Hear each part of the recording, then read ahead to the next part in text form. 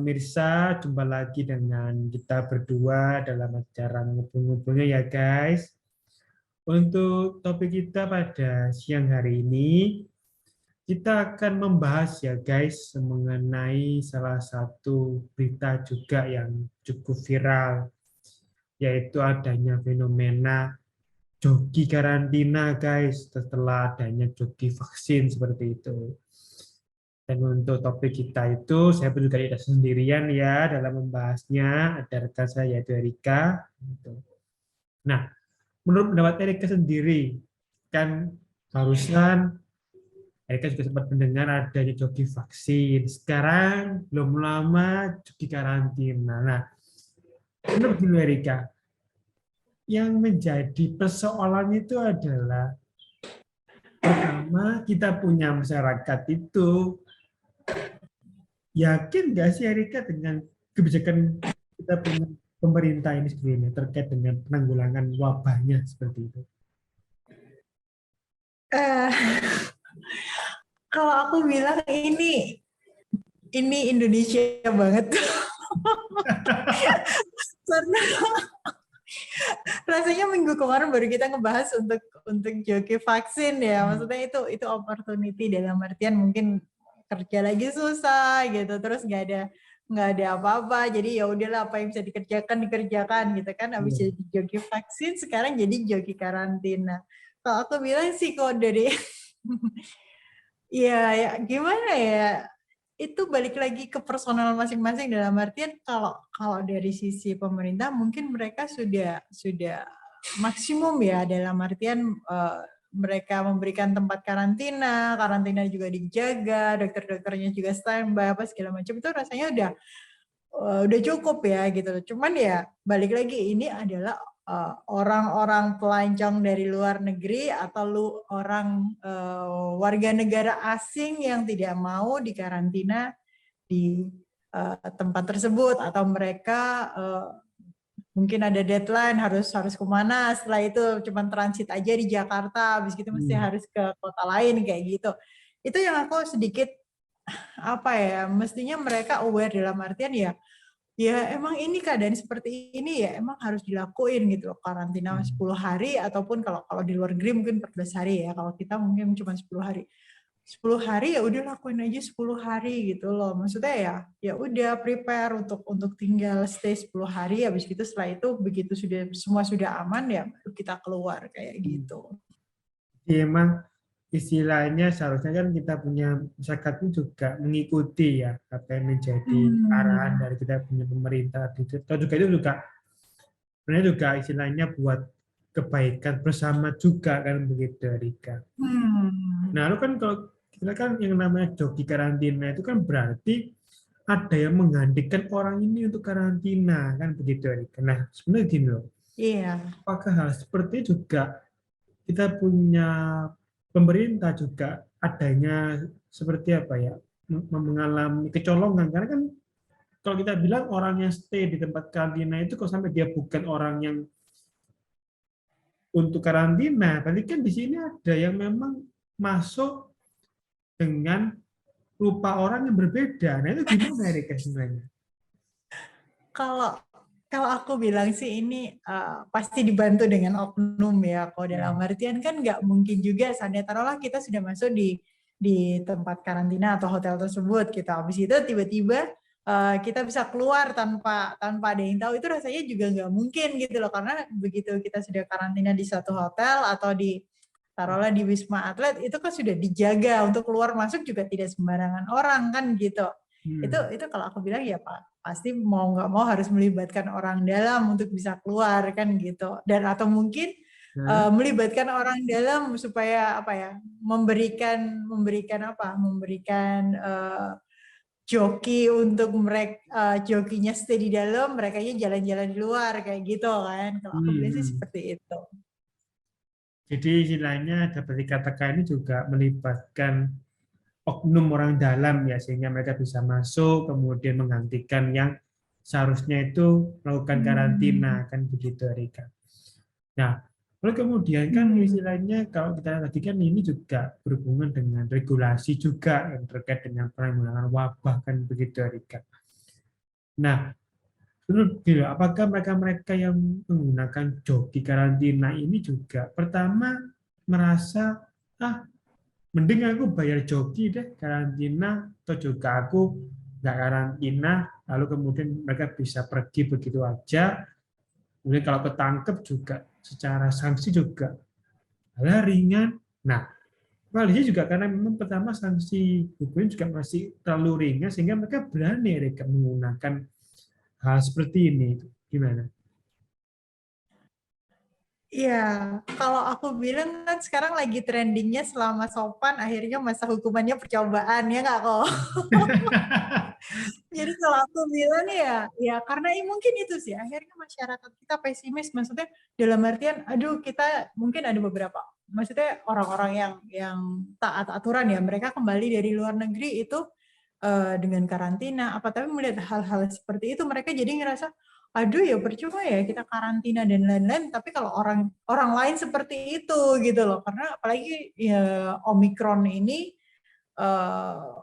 untuk penularannya lebih parah dari Delta kan gitu. Itu yang harus mestinya kita lebih lebih aware ya gitu loh. Dan untuk orang-orang ini mestinya mereka yang lebih lebih apa ya, kasihan loh sama orang-orang sekitarmu kan gitu. Nanti mungkin yang datang ini tidak bukan apa ya, tidak ada gejala gitu kan. Kebanyakan kan untuk Omikron adalah tidak bergejala, tapi begitu di swab mereka positif kan gitu.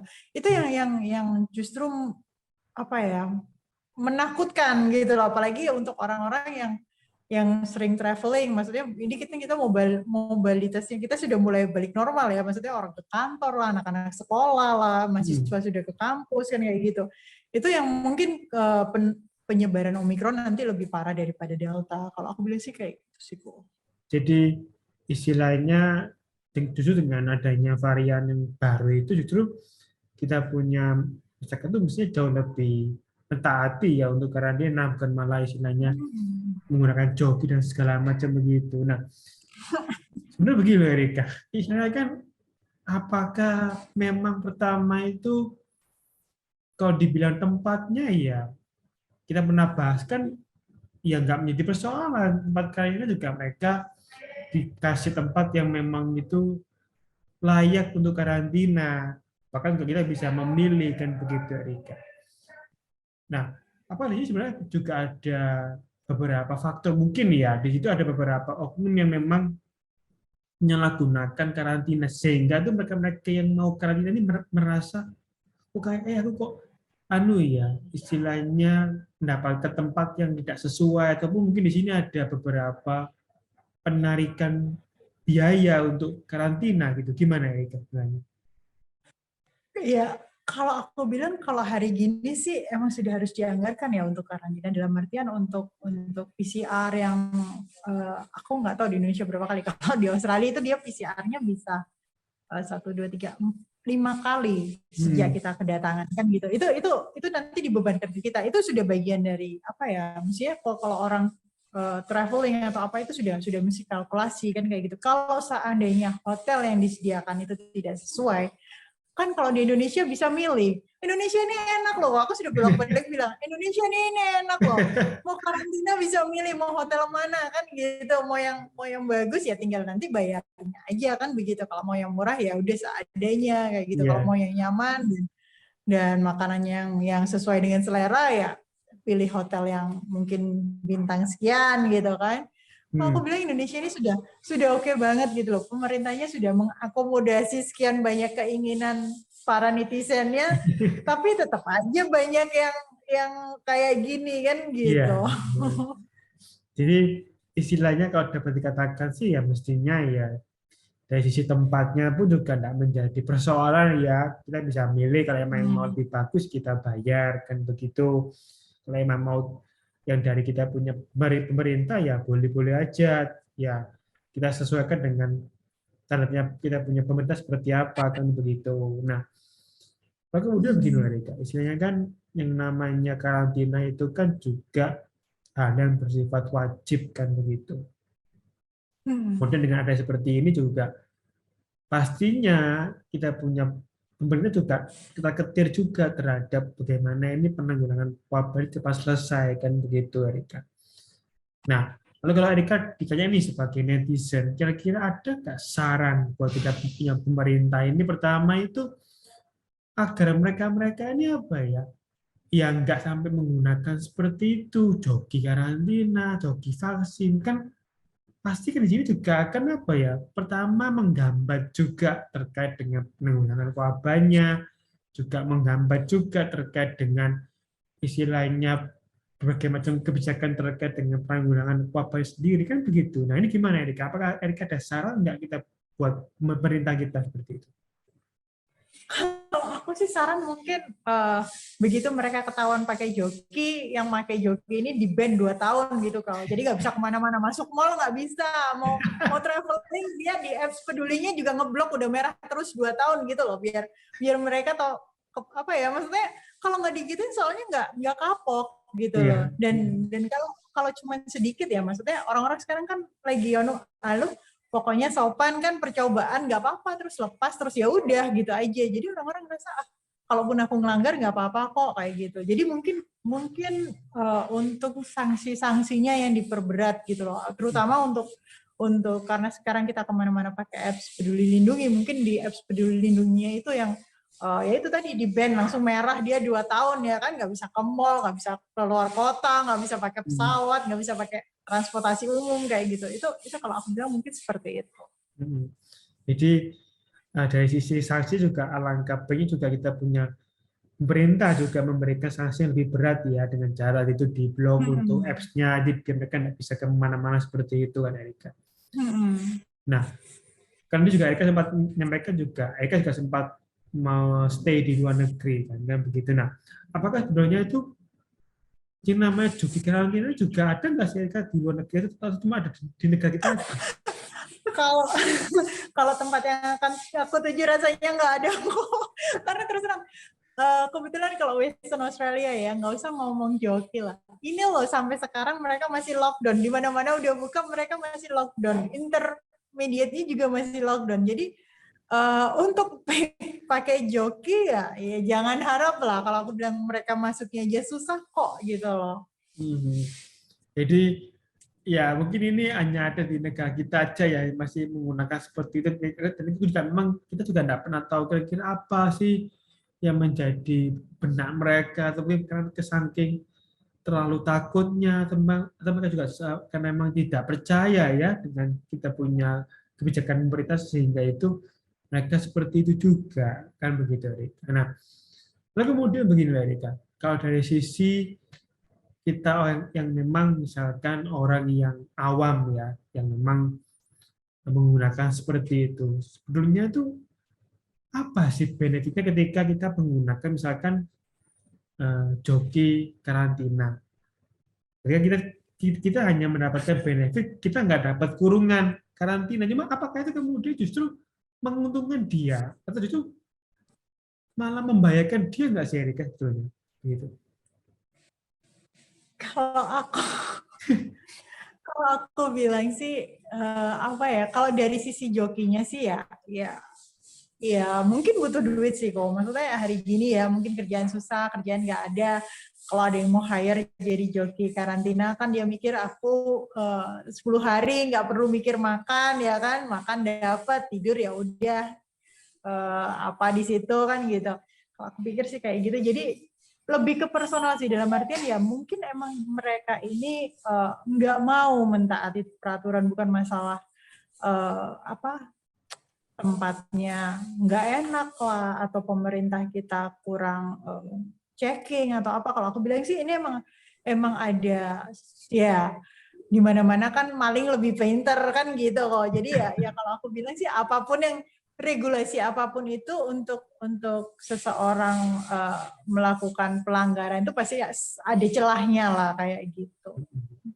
Jadi memang istilahnya mereka itu memanfaatkan aja ya terkait dengan momen aja. Jadi kalau memang mereka bisa mendapatkan penghasilan yang mereka pergunakan tanpa juga berpikir wah kira-kira ini bisa membahayakan nggak ya terkait dengan kita secara zakat umum kan begitu. Nah, kalau kemudian kan begini Erika, istilahnya kan joki karantina itu justru kalau menurut saya pribadi ya memang pertama itu jauh lebih berbahaya dibanding dengan joki vaksin karena mereka ini kan menggantikan orang-orang yang dikarantina. Kalau secara logika Hmm. orang yang dikarantina ini berarti mereka minimal kalau nggak pernah pergi ke dari luar negeri, mereka ini adalah positif kan begitu Erika. Nah, kalau Hmm. bisa seperti itu, lalu bagaimana terkait dengan istilahnya apa ya? Pertama itu terkait dengan keselamatan kita punya masyarakat.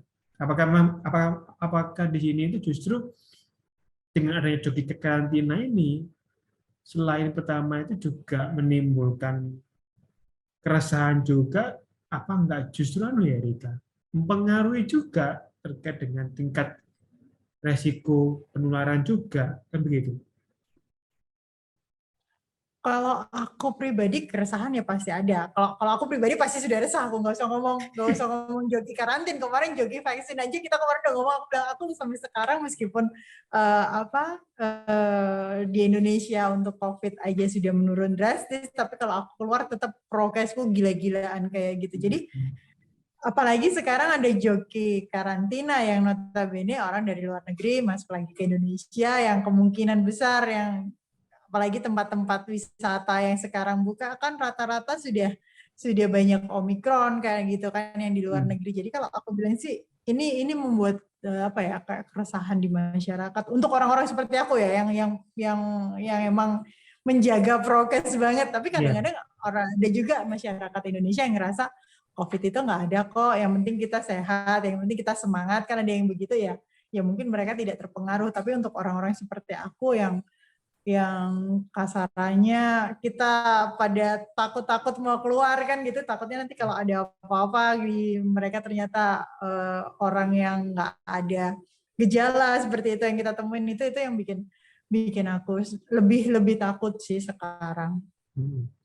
jadi justru anu ya pertama juga menimbulkan ketakutan juga dan juga pertama juga membahayakan juga karena kan mereka yang mestinya karantina ini menjadi tidak karantina kan begitu Rika. Jadi yang nggak tahu Hmm. nanti apakah mereka ini ketika pulang dari luar negeri itu bawa virus enggak ya enggak tahu karena mereka enggak karantina tahu-taunya pokoknya apa Hmm. namanya mereka udah kemana-mana kan begitu Erika. Nah lalu kemudian begini Mbak, Hmm.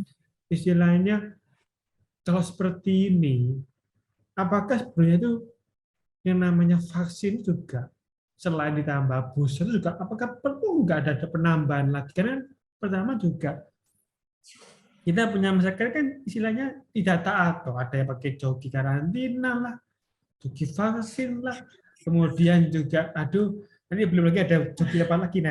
Nah, apakah di sini kita juga punya pemerintah ini perlu nggak sih kita mulai ya istilahnya nggak cuma tambah booster, mungkin tambah apa untuk vaksinnya begitu. Kalau menurut pendapat Erika gimana?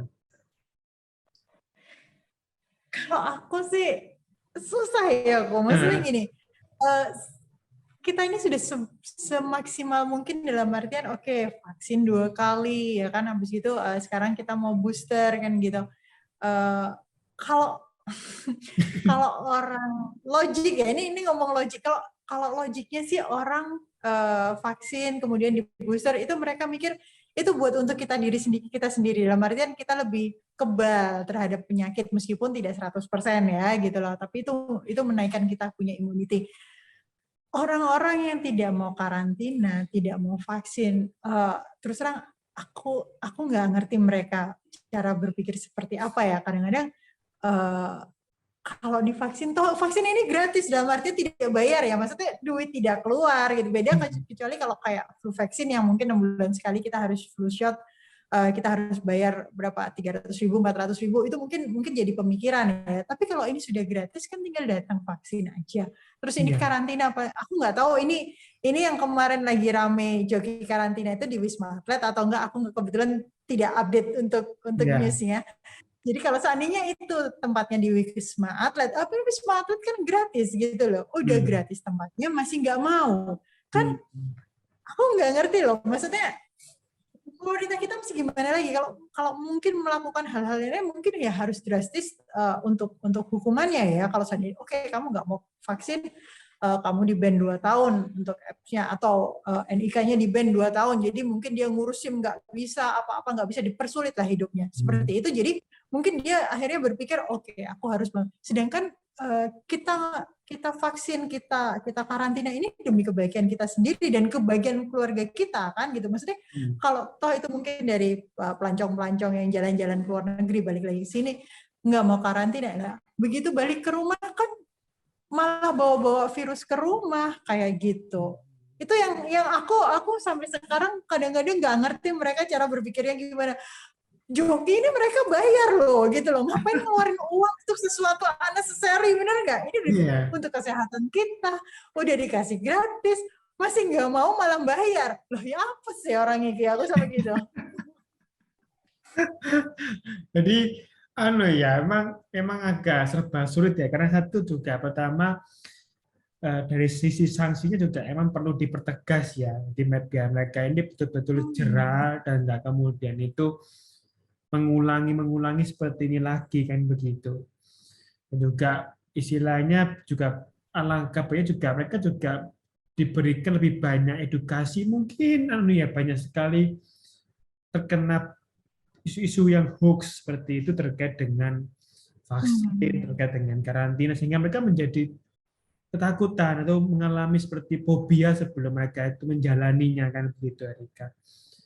Nah, lalu kemudian istilahnya kan yang namanya karantina itu kan juga nanti sudah sebagai salah satu syarat juga Amerika untuk kita itu menjalaninya juga, walaupun nanti selama bertahun-tahun yang akan datang seperti itu. Nah, lalu kemudian begini loh, apakah juga istilahnya dari Amerika sendiri juga menyampaikan kira-kira itu apakah sebenarnya perlu nggak sih kita punya pemerintah ini juga lebih kayak lebih mensosialisasikan kira-kira kita bisa karantina di mana, karena mungkin pertama satu loh, secara beta itu mungkin belum sampai ke mereka-mereka yang menggunakan jasa seperti, sehingga mereka pikir-pikir lagi, ini jangan-jangan ditaruh tempatnya yang kurang nyaman. Nah, apakah sekarang perlu nggak dibikinkan semacam baliho, kayak spanduk gitu, ini ada tempat karantina, seperti itu. Gimana ya? Kalau aku bilang tempat karantina, aku kebetulan ada travel agent yang bisa aku pakai.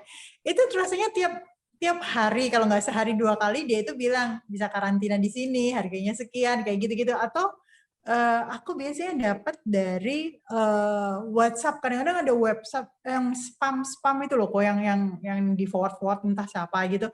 Itu biasanya juga ada memuat kayak gitu. Jadi bisa karantina di kalau di kota ini disebutin hotelnya ini itu ada. Terus WhatsApp group biasanya kalau dari teman-teman kita, entah itu teman kuliah, SMP, SMA atau SD, kadang-kadang mereka itu yang aktif di WhatsApp group itu biasa mereka ngirim nge-forward seperti itu. Kadang-kadang hal-hal yang nggak penting kayak TikTok yang nggak penting atau YouTube yang nggak penting. Terus tapi ada juga info-info yang bermanfaat, misalnya tempat karantina atau apa, itu biasanya mereka share kok. Jadi kalau dibilang masyarakat kita tidak tahu, rasanya kok, apalagi mereka yang keluar negeri, dan balik lagi itu kan rasanya bukan pasti orang yang punya handphone yang kuotanya tidak terbatas, ya kan. Kalau teman-teman juga pasti nge-forward hal yang seperti itu, apalagi mereka biasanya influencer kayak gitu-gitu, rasanya mereka update lah. Kalau dengan alasan mereka nggak tahu tempat karantina, itu bullshit lah kok. Itu apa ya, orang bilang golek-golek ya nggak.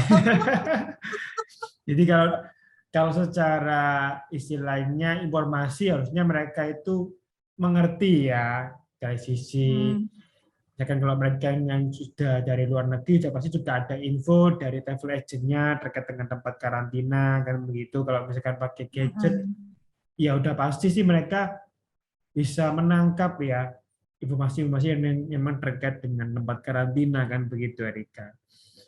Nah, kalau kemudian begini loh, istilahnya apakah sekarang itu kemudian nanti ketika mereka ini yang ketahuan kayak karantina itu, lalu apakah sebenarnya sih apa ya? Pertama itu kita punya pemerintah ini juga perlu nggak mewajibkan orang tersebut tuh untuk karantina? Karena kan kalau mereka udah ketahuan, berarti mereka udah bepergian tuh. Nah, apakah mereka juga perlu nggak sih harus kemudian kembali untuk karantina lagi sesuai dengan kebijakan kita punya pemerintah seperti itu, Erika? Kalau kalau balik karantina rasanya useless ya, karena mereka udah kemana-mana, udah nyebar virus kemana-mana kan gitu. Iya. Kalau aku bilang sih, mendingan daripada balik lagi karantina ya udah langsung dihukum aja dengan mungkin bayar duit yang mahal 100 juta gitu kan, atau mungkin ya itu tadi kalau aku bilang sih lebih efektif yang nge-ban mereka punya NIK kalau aku bilang. Jadi itu lebih efektif karena otomatis mereka nggak bisa ke mall kan gitu, mereka nggak bisa traveling kemana-mana. Akhirnya mau nggak mau mereka ngerasa kalau mau ngapa-ngapain susah ya gara-gara perlakuan mereka seperti itu. Efek jerah lah kalau aku bilang. Jadi memang alangkah baiknya juga dari kita punya pemerintah ini memberikan punishment seperti itu ya, ada efek jerah dengan cara di-ban terkait dengan aplikasinya, terkait dengan sehingga mereka ini tidak kemudian itu menganggap paling sanksinya ringan, jadi mereka juga bisa menggunakan seperti itu kan begitu, Erika. Jadi tidak meremehkan lah kan begitu secara simpelnya kan itu. Nah, untuk konklusinya ini, kesimpulannya buat para netizen apa untuk topik kita pada sore hari ini? Buat netizen nggak perlu ya pakai joki, nggak penting.